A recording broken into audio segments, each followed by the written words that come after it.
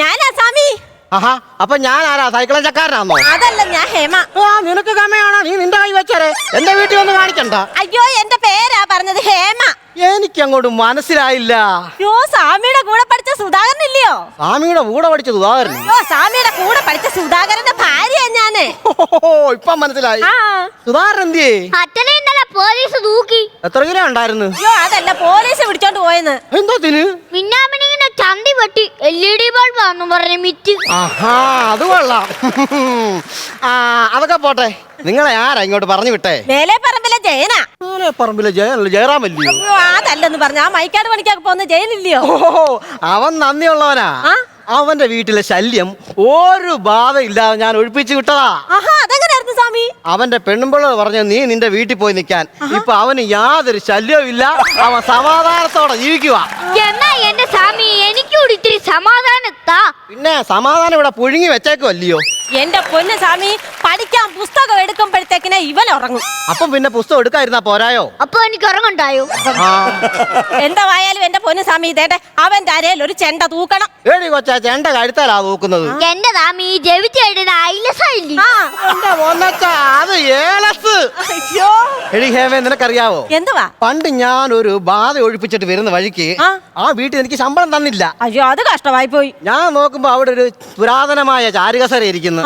ആരും കാണാ ഞാൻ എടുത്ത് എന്റെ തോളത്തോട്ട് അങ്ങ് മടക്കി വെച്ചതും പപ്പടം പൊടിയുന്നൊരു സൗണ്ട് കേട്ട്. പഴയ കസേരയല്ലേ, എന്റെ കാല് വല്ല ഒടിഞ്ഞായിരിക്കും.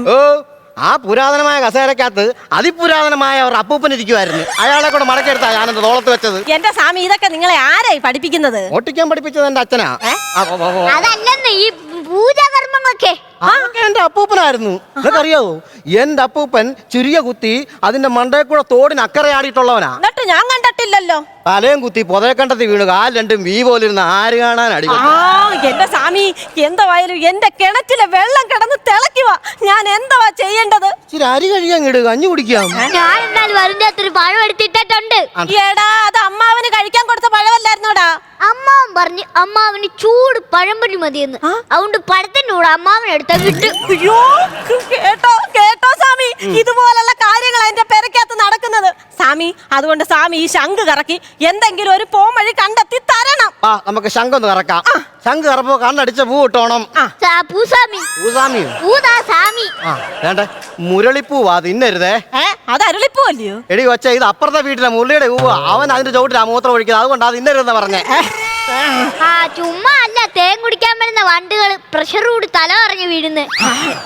എന്തായാലും വേണ്ടേ, ശംഖ് കറക്കാൻ പോവാ. കണ്ണടച്ച് പ്രാർത്ഥിച്ചോണം. എന്തോ കണ്ണു തുറന്ന ശംഖിന്റെ ദിശ എങ്ങോട്ടാന്ന് നോക്കിയേ. ശംഖന്തിയെ എന്താ ശംഖന്തിയേ? അത് സൗണ്ട് വരുന്ന ശംഖല്ല. ശംഖൂമ്മയാണ്.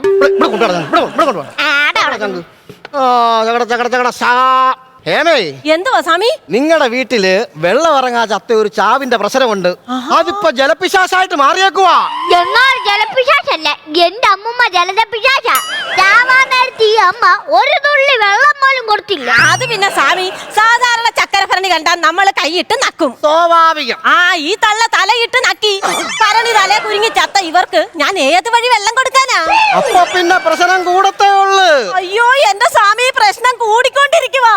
എന്റെ സുധാകരേട്ടനുണ്ടല്ലോ, 1 രൂപ പോലും ഇപ്പൊ എന്റെ ഈ തരത്തില്ല. ചോദിക്കുമ്പോ പറയുന്നതാ മണി ബാങ്കിൽ ഇടുവാന്ന്. അത് മണി ബാങ്കിലല്ല, അപ്പുറത്തെ മണിച്ചാച്ചിയുടെ ബാഗിലാ ഇടുന്നത്. അപ്പൊ അത് മണിപ്പിശാചിന്റെ കളിയാ. ആന്ന് സ്വാമി, ഇത് അവള് തന്നെ ഉണ്ടാക്കുന്ന പണിയാ. ഇന്നലെ ഉണ്ടല്ലോ എന്റെ മുറ്റത്ത് അവള് മുട്ടക്കകത്ത് കൂടോത്രം ചെയ്തോണ്ട് വെച്ചേക്കുന്നു. പിന്നെ മുൾസയ്ക്കകത്ത് കൂടോത്രം ചെയ്യാൻ പറ്റൂ? എന്റെ അമ്മ, അത് നമ്മുടെ കോഴി ഇട്ട മുട്ടയാ. ഏത് കോഴി? വേറൊന്നും ഞാൻ ചോദിക്കാൻ പോയില്ല. എന്തായാലും അച്ഛനല്ല. എന്തായാലും വാ, നമുക്ക് കവടി നിരത്തി നോക്കാം. എന്നാ പിന്നെ അങ്ങനെ ഒന്ന് നോക്ക് സ്വാമി. എന്താണെന്ന് അറിയാവല്ലോ. ഇതെന്തോ ചക്കക്കുരുവോ? അയ്യോ, ഇത് കുഴിച്ചിടാൻ പറ്റുന്ന ചക്കക്കുരു അല്ലയോ? അപ്പൊ എന്റെ വെണ്ണുമ്പോൾ എന്റെ കവടി എടുത്താണോ കുഴിച്ചിട്ടേക്കുന്നത്? കവടിയാ വെക്കട.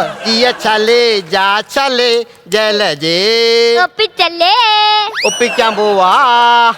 കൊച്ചേ, ഇവന്റെ ദേഹത്തൊരു പടുത്ത പിശാചിനെ കേറ്റാൻ പോവാ. അപ്പൊ നീ പിടിക്കണ്ട, പുറത്തു പോയി നിക്കേ. ആയിക്കോട്ടെ സ്വാമി. പൊക്കോ. നാളെന്തവാടാ? നാളെ ഞായറാഴ്ച. അതല്ലടാ ചോദിച്ചാ, നിന്റെ നാളെന്തവാന്ന്? അപ്പൊ അച്ഛൻ ഉത്തരത്തെ ചത്തിരിക്കും. എടാ, അച്ഛൻ പറയുന്ന അനില വന്നു, അമ്മ പറയുന്നു പൂയ വന്നു. അപ്പൊ ഉടനെ വായിൽ അരിയും